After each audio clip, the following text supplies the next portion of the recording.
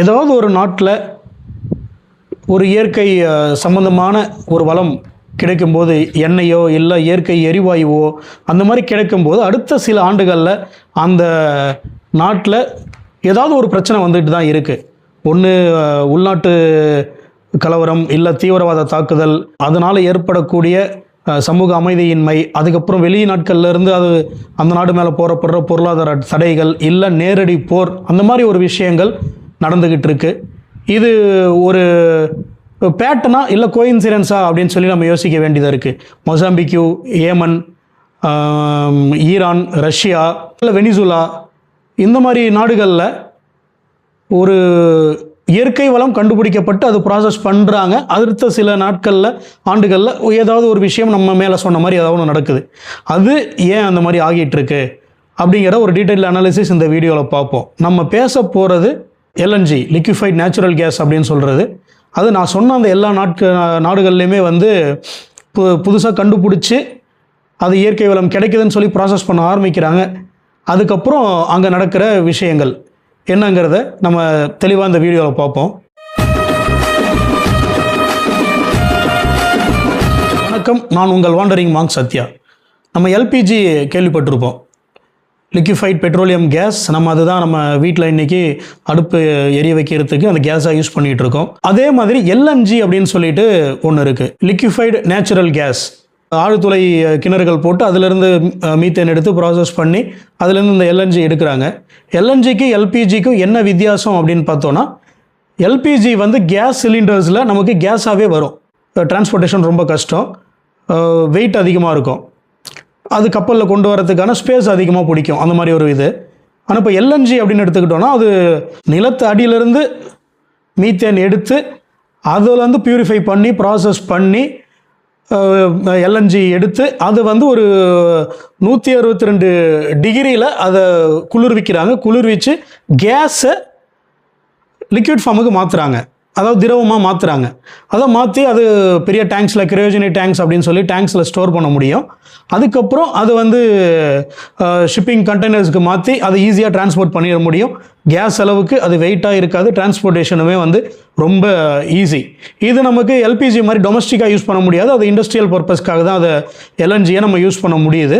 உலகத்திலேயே எல்என்ஜி அதிகமாக யூஸ் பண்ணுற அந்த 5 நாடுகள் அப்படின்னு பார்த்தோன்னா, China, north Korea, Japan, India, அப்புறம் ஐரோப்பிய யூனியன் இருக்காங்க.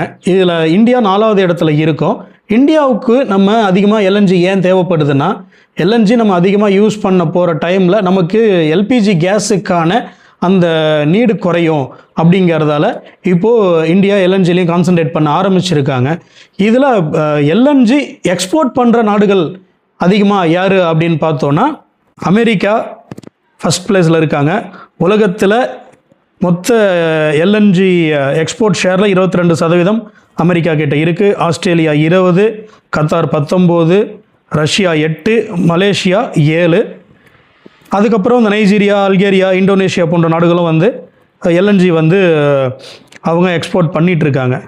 இந்த எல்என்ஜியோடைய பெரிய ப்ளஸ் இன்னொன்று என்னன்னு பார்த்தோன்னா, பெரிய அட்வான்டேஜ் வந்து அது நமக்கு கேஸ் லைன்ஸ் மூலயமாவே வந்து பைப் லைன்ஸ் அமைச்சு நம்ம கொண்டு போயிடலாம். அதுக்கு நம்ம பெருசாக வந்து லாரி டிரான்ஸ்போர்ட்டோ இல்லை அந்த மாதிரி லாஜிஸ்டிக்ஸோ தேவையில்லை. பைப்லைன்ஸ் மூலயமாவே நம்ம ஈஸியாக அதை டிரான்ஸ்போர்ட் பண்ணி கொண்டு போயிட முடியும். இப்போ எல்என்ஜியை பொறுத்த வரைக்கும் எப்படி அதை பார்க்கப்படுதுன்னா, ஒரு ஜியோ பொலிட்டிக்கல் வெப்பன் அப்படிங்கிற மாதிரியே பார்க்கப்படுது.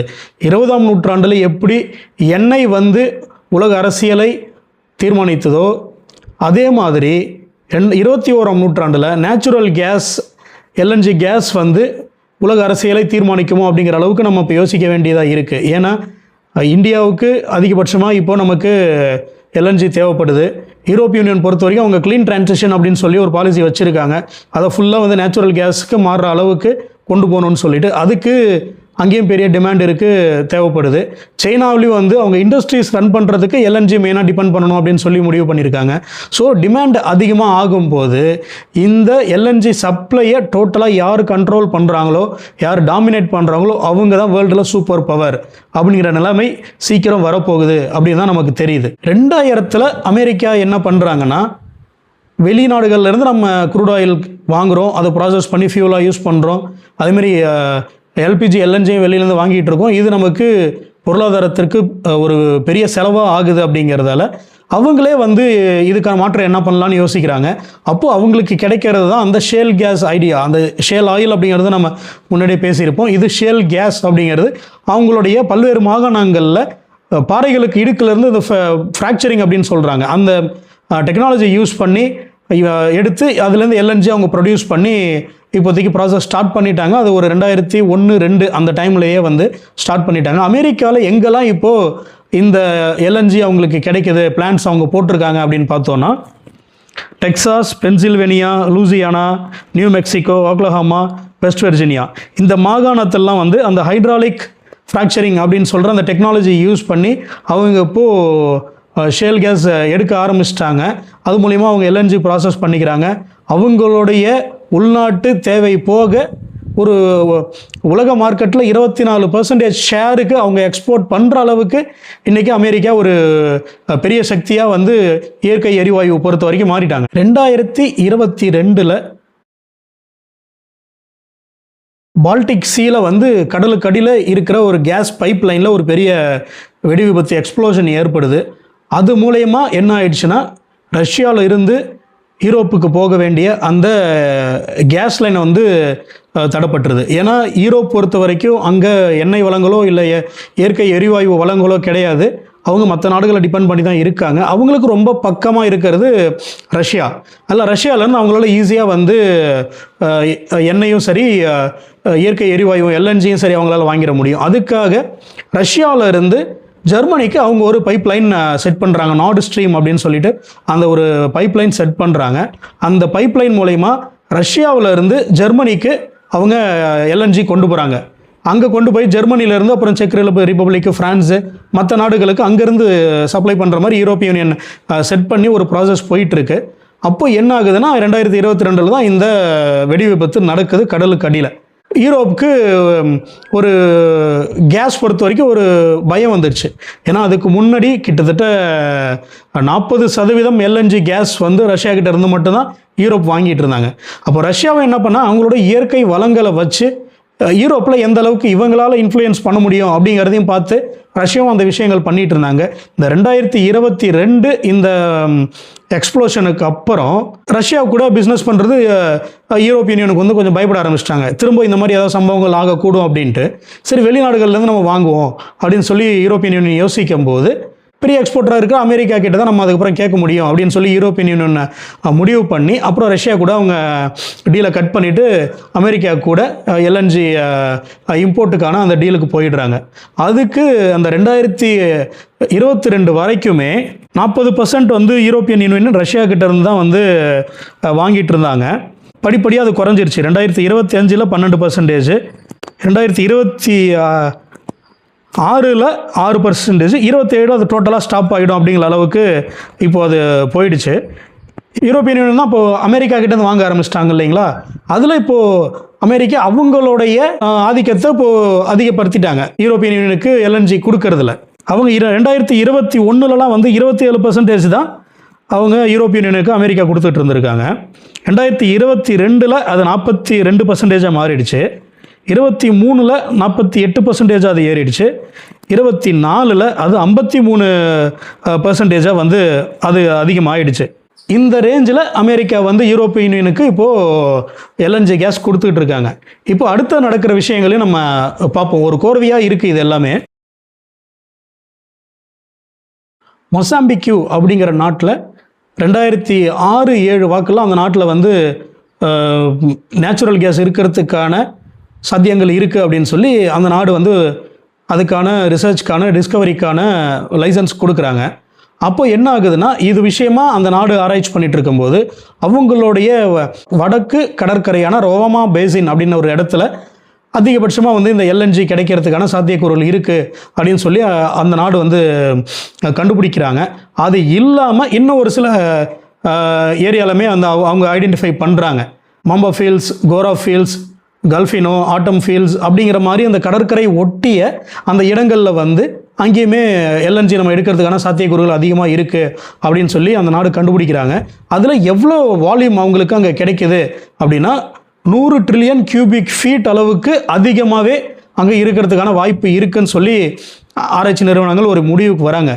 இது கத்தாரில், ஆஸ்திரேலியாவில், அமெரிக்காவில் கிடைக்கக்கூடிய ஷேல் கேஸுக்கு இணையான ஒரு வால்யூமுக்கு அந்த நாட்டில் இருக்குன்னு சொல்லி ஒரு முடிவுக்கு வராங்க. அப்போது 2010 வந்து 10-11 வந்து அங்கே ஒர்க் ஸ்டார்ட் பண்ணிடுறாங்க. இந்த லிக்விஃபைட் நேச்சுரல் கேஸ் எடுக்கிறதுக்காக ஃப்ரான்ஸை சேர்ந்த டோட்டல் கேஸ் கம்பெனி, இந்தியாவிலேருந்து ONGC Videsh, Bharat Pedro resources, அப்புறம் இந்தியன் ஆயில், இவங்கெல்லாம் வந்து அங்கே இன்வெஸ்ட் பண்ணுறதுக்கு போகிறாங்க மொசாம்பிக்யூவில். ஏன்னா இந்தியாவுக்கு ஃப்யூச்சரில் ஓஎன்ஜிசி ஒரு பெரிய எல்என்ஜி பிளான்ட் கொண்டு வரணும்னு சொல்லி தான் அவங்க ஒர்க் பண்ணிகிட்டு இருக்காங்க. அப்போது இவங்க இந்தியன் கம்பெனிஸ் எல்லாருமே அங்கே இன்வெஸ்ட் பண்ணணும் அப்படின்னு சொல்லி மொசாம்பிக்கு போகிறாங்க. அங்கே ப்ராசஸ்மே அப்படியே ஸ்டார்ட் ஆகுது. அந்த நாட்டுடைய அரசு ஒப்புதலோட கிட்டத்தட்ட வந்து $120 பில்லியன் கணக்குக்கான ஒரு பொருளாதாரம் அந்த நாட்டில் இன்வெஸ்ட் பண்ணுற அளவுக்கு போயிருக்காங்க. எல்லா இந்தியாவில் இருந்தும் சரி, ஃப்ரான்ஸில் இருந்தும் சரி, அங்கே ஒர்க் வந்து ஸ்டார்ட் ஆகி போயிட்டுருக்கு. இந்த நிலையில் தான் 2017 வருஷம் அங்கே மொசாம்பிக்யூவில் கேபோ டெல்காடோ அப்படிங்கிற ஒரு மாகாணத்தில் ஒரு உள்நாட்டு புரட்சி வெடிக்குது, கிளர்ச்சி எழுது. அது வந்து ஐஎஸ்ஐஎஸோடைய சப்போர்ட் பெற்ற ஒரு இஸ்லாமிய இயக்கம். அவங்க வந்து அந்த மாகாணத்தை ஃபுல்லாக டேக் ஓவர் பண்ணிடுறாங்க. கேட்டால் வந்து இங்கே அதிகபட்சமாக வந்து இல்லீகல் ட்ரேட்ஸ் நிறையா நடக்குது, மக்கள் வந்து அத்தியாவசிய தேவைகள் பூர்த்திப்படலை, அதனால் மக்களே வந்து அரசுக்கு எதிராக செயல்படுறாங்க, அதனால் நாங்கள் இந்த அரசை வந்து நாங்கள் நடத்திக்கிறோம் அப்படின்னு சொல்லிட்டு அந்த ஏரியாவை, அந்த மாகாணத்தை வந்து இந்த ஒரு இஸ்லாமிய குழு கண்ட்ரோல் கொண்டு வந்துடுறாங்க. இதனால் வந்து மற்ற ஏரியாக்களில் நடக்க இருந்த அந்த எல்என்ஜி கேஸ் ப்ராஜெக்ட்ஸுமே கொஞ்சம் லைட்டாக மந்தம் ஆகுது. பெரிய லெவலில் அங்கே ஃபுல்லாகவே மூடலை அப்படின்னாலும் கொஞ்சம் இஷ்யூஸ் இருந்துகிட்டு இருக்குது, ஒரு பயம் இருந்துகிட்டு இருக்குது இன்வெஸ்ட் பண்ண கம்பெனிஸ்க்கு. அப்போ என்ன ஆகிடுது, 2021 பல்மா அப்படிங்கிற இடத்துல இந்த இஸ்லாமிய குழுக்கள் வந்து ஒரு பெரிய அட்டாக் பண்ணுறாங்க. அப்போ பண்ணுறப்போ அங்கே நிறைய பொதுமக்களும் கொல்லப்படுறாங்க. ஃபாரின் ஒர்க்கர்ஸ் வந்து அவங்க அங்கே பிணை கைதிகளாக பிடிச்சிடுறாங்க. பிடிச்சிட்டு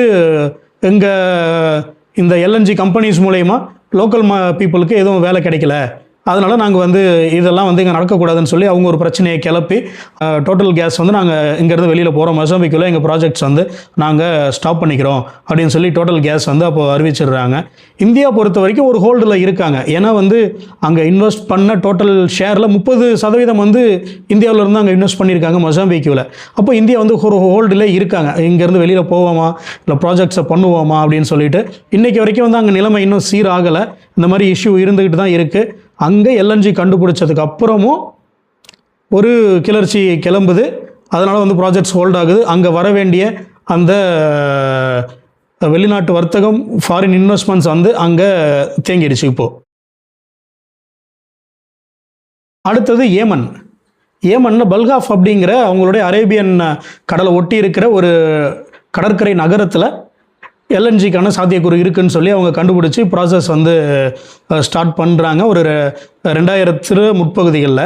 அப்போது 2007, 8, 9 வாக்கெல்லாம் வந்து அங்கே டோட்டல் கேஸு, ஹண்ட் ஆயில், அப்புறம் ஏமன் கவர்மெண்ட்டு, அப்புறம் ஒரு சில நார்த் கொரியன் கம்பெனிஸ் இவங்கெல்லாம் அங்கே இன்வெஸ்ட் பண்ணுறதுக்கு ரெடி ஆகிட்டாங்க. ப்ராசஸ் வந்து ஸ்டார்ட் பண்ணிட்டாங்க.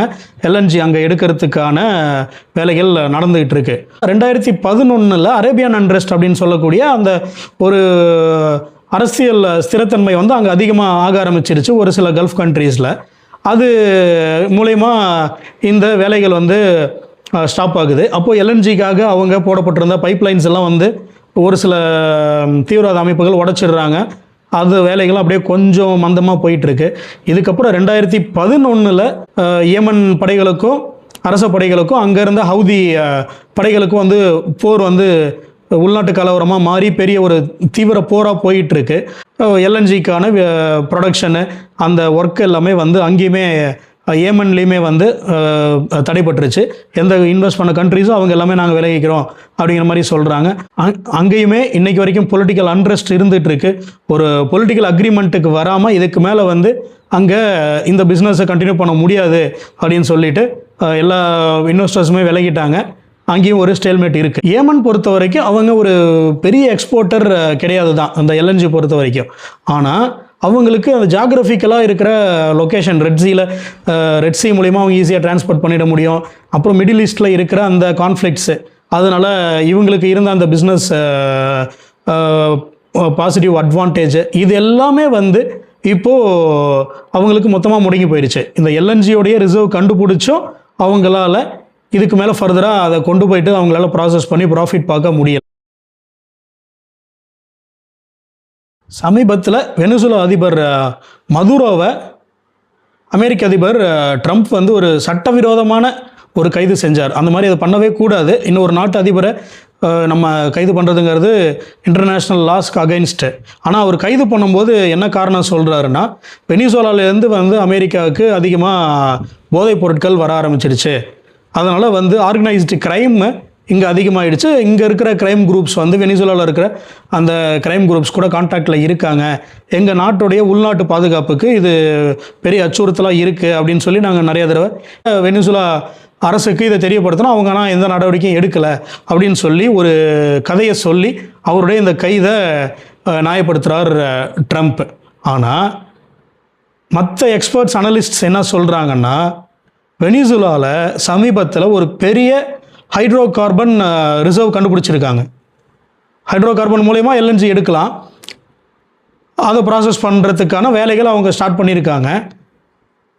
அது ஒரு பெரிய அச்சுறுத்தலாக இருந்திருக்கும் ட்ரம்ப்புக்கு அப்படிங்கிற மாதிரி சொல்கிறாங்க. ஏன்னா ஏற்கனவே வந்து வெனிசுலா க்ரூட் ஆயில் தான் நிறையா வந்து அமெரிக்கா வாங்கிட்டு இருக்காங்க, பக்கத்தில் இருக்காங்க. அப்படிங்கிறதால இது பல தடவை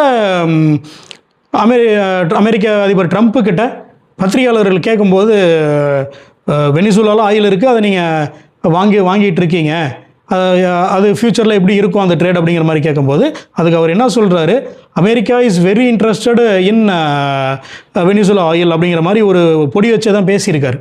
அதை மக்கள் ஒரு சாதாரணமாக சரி ஃப்யூச்சரில் பெரிய பிஸ்னஸ் பண்ணுற அளவுக்கு அக்ரிமெண்ட்ஸ் பண்ணுவாங்க போல நினச்சி விட்டுட்டாங்க. ஆனால் இன்றைக்கி அந்த நாட்டையே டேக் ஓவர் பண்ணுற அளவுக்கு ட்ரம்ப் போவார். அவர் அங்கே ஒரு பொம்மை கவர்மெண்ட்டை இப்போ போட்டிருப்பாங்க. அந்த கவர்மெண்ட் வந்து எப்படி பார்த்தாலும் அமெரிக்காவோட கைப்பாவையாக இருக்க போது அந்த நேச்சுரல் ரிசோர்ஸஸ் எல்லாமே இன்றைக்கி அந்த கவர்மெண்ட்டோடைய கையில் சிக்கிடும். அப்படி தான் இன்றைக்கி சூழ்நிலை ஆயிடுச்சு. அடுத்தது ஈரானில் ஆயில் ரிசர்வ் அதிகம். அந்த ஹோர்மோஸ் நீரிணை அவங்களுடைய கட்டுப்பாட்டில் இருக்குது. அங்கேருந்து க்ரூட் ஆயில் சப்ளை அவங்க மிக தாராளமாக பண்ணிகிட்டு இருக்காங்க அப்படிங்கிறது நமக்கு தெரியும். அங்கே எல்என்ஜி சப்ளையுமே அதிகம், மீத்தேனும் அங்கே அதிகம் அவங்களுடைய ஆஃப்ஷோரில். அதை எடுத்து அவங்க ப்ராசஸ் பண்ணிகிட்டு இருக்காங்க. இது அமெரிக்காவுக்கு அவங்க அந்த ஆயில் கண்ணை உறுத்துற மாதிரி இதுவும் உறுத்தி இருக்குது. இது ஒரு அண்டர்லையிங் ஒரு எனிமினிட்டி மாதிரியே தான் அமெரிக்கா வச்சுட்டு இருந்திருக்காங்க. இதன் காரணமாக அமெரிக்கா வந்து அங்கே பொருளாதார தடைக்கு அவங்க வழிவகுக்கிறாங்க. இதனால் வந்து வேறு வெளிநாடுகள் வந்து அங்கே இன்வெஸ்ட் பண்ணுறதுக்கு யோசிக்கிறாங்க. ஈரான் பொறுத்த வரைக்கும் அமெரிக்காவை பகச்சிக்கிட்டு எப்படி நம்ம இன்வெஸ்ட் பண்ணுறது அங்கே அப்படின்னு சொல்லிட்டு. ஆனால் தைரியமாக ரஷ்யா மட்டும் ஈரானுக்கு சப்போர்ட் பண்ணுறதுக்கு வராங்க. ஈரான் பொறுத்த வரைக்கும் அவங்கக்கிட்ட வளங்கள் இருக்குது, ஆனால் டெக்னாலஜி கிடையாது, அவுட் சைட் சப்போர்ட் கிடையாது. அப்போது ரஷ்யா என்ன பண்ணுறாங்க, 2022 ஒரு அக்ரிமெண்ட் சைன் பண்ணுறாங்க. இது மாதிரி நாங்கள் உங்களுக்கு சப்போர்ட் பண்ணுறோம் இந்த க்ரூட் ஆயில் எல்என்ஜி கேஸ் பொறுத்த வரைக்கும். ஏன்னா நாங்களுமே ஒரு ஒன் ஆஃப் தி பெரிய எக்ஸ்போர்ட்டர். அப்போ நம்ம 2 பேரும் கொலாபரேட் பண்ணிட்டோம்னா ஓரளவுக்கு நம்ம யூரோப்பியன் கண்ட்ரீஸ்க்கு ப்ளஸ் சென்ட்ரல் ஏஷியாவை நம்ம டார்கெட் பண்ணிக்கலாங்கிற மாதிரி ஒரு டீலுக்கு வராங்க. அதோடைய நீட்சியாக 2025 ஜனவரி மாதம் வந்து ஒரு ஸ்ட்ராட்டஜிக் அக்ரிமெண்ட் வந்து ரஷ்யாவும் ஈரானும் போடுறாங்க. அதன்படி ரஷ்யா என்ன ஒத்துக்கிறாங்கன்னா, அவங்களுடைய ஃபுல் டெக்னாலஜிக்கல் சப்போர்ட்டு நாங்கள் கொடுக்குறோம். இன்ஜினியர்ஸ்லேருந்து ஃபுல் டெக்னிக்கல் சப்போர்ட்லேருந்து எல்லாமே கொடுக்குறோம். பைப்லைன்ஸ் நாங்கள் எஸ்டாப்ளிஷ் பண்ணி தரோம். இங்கே ஈரான்லேருந்து ரஷ்யா வரைக்குமான அந்த எல்என்ஜி டிரான்ஸ்போர்ட் பைப்லைன்லேருந்து எல்லாமே போட்டு நாங்கள் எடுத்துக்கிறோம் அப்படிங்கிற மாதிரி ஒரு அக்ரிமெண்ட்டுக்குள்ளே வராங்க. 2025 ஜனவரியில் இது நடக்குது. ஆனால் அடுத்த ஒரு வருஷம் கரெக்டாக 2026 பிப்ரவரியில் அமெரிக்கா ஈரான் போர் வந்து அடுத்த கட்டத்தை எட்டிடுச்சு. Feb 28 தான் முழு கட்டமாக போர் இன்றைக்கி வரைக்கும் நடந்துகிட்டு இருக்கு. இன்றைக்கி காலையிலுமே வந்து அடுத்த கட்ட தாக்குதல் நாங்கள் தள்ளி வைக்கிறோம், இப்போதைக்கு எங்களுக்கு தாக்குதல் நடத்துகிற ஐடியா இல்லைன்னு சொல்லி ட்ரம்ப் இன்றைக்குமே பின் வாங்கியிருக்காரு. இதுவுமே நம்ம புறந்தள்ளிட முடியாது. இப்போது ரஷ்யா ஒரு பெரிய பவர், ஈரான் சப்போர்ட் பண்ணுறன்னு வருது. ஆனால் வந்து அமெரிக்கா உள்ளே பூந்து கூட்டியை குழப்புறாங்க. இது வந்து ஒரு கோஇன்சிடென்ஸாக நடக்கிற மாதிரி நமக்கு தெரியல. நம்ம மேலே சொன்ன அந்த எல்லா விஷயங்களுமே சரி, மொசாம்பிக்குவாக இருக்கட்டும், ஏமனாக இருக்கட்டும், வெனிசுலாவாக இருக்கட்டும், இப்போது ஈரான் ரஷ்யா டீலாக இருக்கட்டும், இது எல்லாமே எதேர்ச்சியாக நடந்த விஷயங்கள மாதிரி நமக்கு தோணலை. இதில் ஒரு பேட்டர்ன் இருக்கிற மாதிரி தெரியுது. கண்டுபிடிக்கிறாங்க, ப்ராசஸ் ஸ்டார்ட் பண்ணுறாங்க, ஒரு உள்நாட்டு கலவரமோ இல்லை ஒரு இன்ஸ்டெபிலிட்டியோ பொலிட்டிக்கல் இன்ஸ்டெபிலிட்டி வருது, இருக்கிற அரசு கவருது, அடுத்தது வந்து ஒரு அரசாங்கம் வராங்க. அந்த மாதிரி ஒரு பேட்டர்ன் நீடிக்கிற மாதிரியே நமக்கு தெரியுது. உலகத்தில் இருக்கிற அந்த எனர்ஜி கண்ட்ரோல் பண்ணணும்னு நினைக்கிற பவர் சென்டர்ஸ் இதை பண்ணுறாங்களோ அப்படின்னு தான் நமக்கு தோணுது. இந்த மாதிரி நடக்கிற விஷயங்களை வல்லுநர்கள் என்ன சொல்கிறாங்கன்னா, அது ஒரு ரிசோர்ஸ் கர்ஸ் அப்படின்னு சொல்கிறாங்க. எங்கெல்லாம் வந்து எந்த நாட்டிலாம் வந்து வளங்கள் அதிகமாக இருக்கிறது கண்டுபிடிக்கப்படுதோ அங்கே வந்து உள்நாட்டில் கரப்ஷன் அதிகமாகிடுது. அது இல்லாமல் வெளிநாட்டு தலையீடுகள் அங்கே அதிகமாகிடுது. ஒரு அரசியல் ஸ்திரத்தன்மை இல்லாமல் இருக்குது, சமூக பாதுகாப்பு அங்கே அச்சுறுத்தலாக ஆகிடுது. இந்த எல்லாமே வந்து ரிசோர்ஸ் கர்ஸ் அப்படின்னு சொல்லி வல்லுநர்கள் சொல்கிறாங்க. இவ்வளோ விஷயம் நடந்துகிட்ருக்கு. இந்த இடத்துல சைனா எங்கே இருக்காங்க அப்படிங்கிறத நம்ம பார்த்துருவோம். சைனா பொறுத்த வரைக்கும் இங்கே ஏதாவது நீங்கள் பண்ணுங்கள், நான் வந்து பொறுமையாக நான் பிஸ்னஸ் பண்ணிக்கிறாங்க அளவில் தான் அவங்க இருக்காங்க. அவங்களுடைய மெயின் சப்போர்ட்டர் வந்து ரஷ்யா. அவங்க ரஷ்யாவிலேருந்து பைப்லைன்ஸ் போட்டு எல்என்ஜி வாங்குறதுக்கு, ஆயில் வாங்குறதுக்கு அவங்க பல வருஷமாக ஒர்க் பண்ணிகிட்ருக்காங்க. அதே மாதிரி பெல்ட் ரோடு ப்ராஜெக்ட்ஸ் அவங்க போட்டுட்ருக்காங்க. சென்ட்ரல் ஏஷியாவிலேருந்து எப்படி சைனாவுக்கு அவங்க ரிசோர்ஸஸ் கொண்டு வரதுக்கான, ஆயில் ரிசோர்ஸஸ் இல்லை கேஸ் ரிசோர்ஸ் கொண்டு வரதுக்கான அந்த வழிமுறைகளை அவங்க எடுத்துக்கிட்டு இருக்காங்க. இன்னும் அவங்களுடைய கரன்சி அமெரிக்க டாலருக்கு எதிராக எப்படி ஸ்ட்ரென்தன் பண்ணலாம் அப்படிங்கிறதையும் யோசிச்சுட்டு இருக்காங்க. இந்த கரன்சி அப்படின்னு விஷயம் நம்ம பேசும்போது இன்றைக்கி உலக அளவில் நடக்கக்கூடிய எல்லா வர்த்தகங்களுமே வந்து அமெரிக்கன் டாலராக மட்டும்தான் வந்து நடந்துக்கிட்டு இருக்கு. நம்ம நாட்டிலேருந்து சரி, வெளியிலேருந்து க்ரூட் ஆயில் வாங்குகிறோன்னா அதை வந்து அமெரிக்க டாலராக தான் கொடுத்து நம்ம பர்ச்சேஸ் பண்ணுறோம். எல்லா நாடுமே அமெரிக்க டாலரில் தான் பர்ச்சேஸ் பண்ணுறாங்க. இப்போ இது என்னென்னா, அமெரிக்க கரன்சி டாமினன்ஸை வந்து அதிகமாக்கிடுச்சு உலகத்தில். பிரிக்ஸ் மாநாடு நடந்தப்போ அந்த பிரிக்ஸில் உறுப்பினர்களாக இருக்க நாடுகள்லாம் என்ன சொல்கிறாங்க, இது வந்து ஒரு பெட்ரோ டாலர் அப்படிங்கிற ஒரு சிஸ்டம் நம்ம கொண்டு வரணும். அதாவது நமக்குள்ளே பிஸ்னஸ் பண்ணுறோம், பிரிக்ஸ் இயக்கத்துக்குள்ளே இருக்கிற அந்த நாடுகள் பிஸ்னஸ் பண்ணுறோன்னா ஒரு காமன் ஒரு கரன்சி வச்சு நம்ம ட்ரேட் பண்ணுவோம், அமெரிக்க டாலரில் பண்ண வேணாம் அப்படிங்கிற மாதிரி ஒரு முடிவுக்கு அறைவாகிறாங்க. அந்த ரஷ்யா ஈரான் 2025 போட்ட அந்த டீல்லுமே முக்கியமான விஷயம் இந்த டாலர் தான். அமெரிக்கன் டாலரில் ட்ரேட் பண்ண வேணாம், நாங்கள் உங்களுக்கு தேவைன்னா நாங்கள் உங்கள் கண்ட்ரி நாங்கள் கரன்சியாகவே கொடுக்குறோம் அப்படிங்கிற மாதிரி ரஷ்யா வந்து ஈரான் கூட டீல் பண்ணியிருக்காங்க. அதே மாதிரி ஈரானுமே நாங்கள் உங்களுக்கு ரஷ்யன் கரன்சியாகவே நாங்கள் கொடுக்குறோம், நீங்கள் உங்ககிட்ட நாங்கள் பண்ணுற பர்ச்சேஸ்க்கு அப்படிங்கிற மாதிரி விஷயம் குறை பேசியிருக்காங்க. இது எல்லாம் இந்த கரன்சி டாமினன்ஸை கட் பண்ணுறதுக்கான ஒரு வழியாக பார்க்கப்படுது. இந்த கலவரத்துக்கு நடுவில் இந்தியா எங்கே நிற்கிது அப்படின்னு பார்ப்போம். இந்த ஜியோ பொலிட்டிக்கல் கேமை பொறுத்த வரைக்கும் இந்தியா சேஃபாக விளையாடிட்டு இருக்கிற மாதிரி தான் நமக்கு தெரியுது. ரஷ்யா கூட நல்ல நட்புறவில் இருக்காங்க, அமெரிக்கா கூடயும் நல்ல நட்புறவு மெயின்டைன் பண்ணுறாங்க. இதுக்கு மத்தியில் ஈரான் அங்கே ஒரு ப்ராஜெக்டும் பண்ணிகிட்டு இருக்காங்க. சுபார் அப்படிங்கிற ஒரு கடற்கரை துறைமுகம் வந்து இவங்க ஈரானுக்கு இந்தியா இன்வெஸ்ட் பண்ணி கட்டி கொடுத்துட்ருக்காங்க. அது ஈரான் கஷ்டப்படுது, அதனால் நம்ம சப்போர்ட் பண்ணுறோம் அப்படிங்கிறத மீறி அதில் ஒரு பெரிய ஜியோ பொலிட்டிக்கல் அட்வான்டேஜ் இருக்குது. நம்ம சென்ட்ரல் ஏஷியாவை நம்ம இப்போது இந்தியாவிலேருந்து போகணும் அடையணும்னு வச்சுக்கோங்களேன், பாகிஸ்தான் ஆப்கானிஸ்தான் வழியாக தான் போக முடியும். சென்ட்ரல் ஏஷியா அப்படிங்கிறது கஜகஸ்தான், டர்க்மெனிஸ்தான், உஸ்பெகிஸ்தான் அந்த நாடுகள்லாம் வந்து சென்ட்ரல் ஏஷியாவில் வரும். நம்ம இப்போ அந்த நாடுகளுக்கு போகணும் அப்படின்னா பாகிஸ்தான் கிராஸ் பண்ணி ஆப்கானிஸ்தான் கிராஸ் பண்ணி தான் நம்ம அங்கே போக முடியும். இப்போ இந்த சுபாரோடைய போர்ட் ரெடி ஆகிடுச்சு அப்படின்னா இந்தியா என்ன பண்ணலாம்னா, இப்படி அரேபியன் சி, இப்படி குஜராத்லேருந்து அரேபியன் சி அந்த ஈரான் போயிட்டாங்கன்னா, சுபார் போர்ட் போயிட்டாங்கன்னா அப்படியே அந்தாண்ட அவங்க கஜகஸ்தான் அப்படி அந்தாண்ட உள்ளே போயிட முடியும். அதுக்காக இந்த ஸ்ட்ராட்டஜிக்கல் மூவும் அவங்க பண்ணிகிட்ருக்காங்க. இவ்வளோ பிரச்சனைகள்லேயும் அந்த போர்ட் வந்து ஈரானுக்கு அவங்க ரெடி பண்ணி கொடுத்துக்கிட்டு இருக்காங்க. ஏன்னா நமக்கு அங்கே அந்த சென்ட்ரல் ஏஷியன் கண்ட்ரீஸில் ஆயில் வளம் அதிகமாக இருக்குது. நமக்கு ஃப்யூச்சரில் அவங்க கூட நம்ம ட்ரேட் பண்ணி பிஸ்னஸ் பண்ணணும், அங்கேருந்து ஆயில் வாங்குற கண்டிஷன் போகுது. ஏன்னா எந்நேரமும் வந்து கல்ஃபில் ஒரு இன்ஸ்டபிலிட்டி இருந்துக்கிட்டே இருக்குது, பிரச்சனை ஆகிட்டே இருக்குது. ஒன்று கல்ஃப் கண்ட்ரீஸ்குள்ளே அடிச்சுக்கிறாங்க, இல்லை அமெரிக்கா வந்து கல்ஃப் கண்ட்ரீஸை தூண்டி விட்டு சண்டை போட்டுட்டு இருக்காங்க. அப்படிங்கிற ஒரு சிக்கல் நாளைக்கு வரும்போது இந்தியா 80% வந்து எண்ணெய் வெளியிலேருந்து தான் வாங்குகிறாங்க, கச்சா எண்ணெய். அப்படிங்கிற டைமில் நமக்கு சென்ட்ரல் ஏஷியாவில் இருக்கிற அந்த கண்ட்ரீஸோடைய சப்போர்ட் தேவைங்கிறதால இன்றைக்கி அந்த சென்ட்ரல் ஏஷியாவில் இருக்கிற கஜகஸ்தான், டர்க்மெனிஸ்தான் போன்ற நாடுகளில் இன்வெஸ்ட் பண்ணுற அளவுக்கு என்ன பண்ண முடியும் பாசிபிலிட்டிஸ் அப்படின்னு இந்தியன் கவர்மெண்ட் பார்த்துக்கிட்டு இருக்காங்க. அப்போது அதெல்லாம் ஓகே ஆகிடுச்சு, ப்ராஜெக்ட் த்ரூ ஆகிடுச்சு எல்லாமேனா அங்கேருந்து எடுக்கிற ஆயில் கேஸுமே அரேபியன் ஓஷன் வழியாக நம்ம ஈஸியாக நம்ம இந்தியாவுக்கு கொண்டு வந்துட முடியும் அப்படிங்கிற ஒரு ஸ்ட்ராட்டஜிக்கல் மூவும் இந்தியா பண்ணிக்கிட்டு இருக்காங்க. 20ஆம் நூற்றாண்டில் எண்ணெய்க்கான போர்கள் நடந்தது போயிட்டு இப்போ 21ஆம் நூற்றாண்டில் கேஸுக்கான அந்த போர் இப்போ அதிகமாக ஆரம்பிச்சிருச்சு. இயற்கை எரிவாயுவுக்கான அந்த தேடல், அந்த டிமாண்ட் அதிகமாகும் போது அதுக்கான காரணங்களாக இப்போ போர் வர ஆரம்பிச்சிருச்சு. அடுத்தது இன்னமும் ஃப்யூச்சரில் நம்ம பார்க்க போனோன்னா lithium, cobalt, uranium, rare earth minerals அதுக்கான போர்களாகவும் போகும் அப்படிங்கிற மாதிரி தான் நமக்கு ஒரு பயம் வருது. அதாவது ஃப்யூச்சரில் ஜியோ பாலிட்டிக்ஸ் அப்படிங்கிறது ஒரு எல்லைகளுக்கான ஒரு போர் அப்படின்னு இல்லாமல் இயற்கை வளங்களை கட்டுப்படுத்துவதற்கான ஒரு போராக மொத்தமாக மாறக்கூடிய சூழ்நிலை இன்றைக்கி ஆகிடுச்சு. இப்போ இந்த கோர்வை நம்ம முன்னாடியே பார்த்தோம்.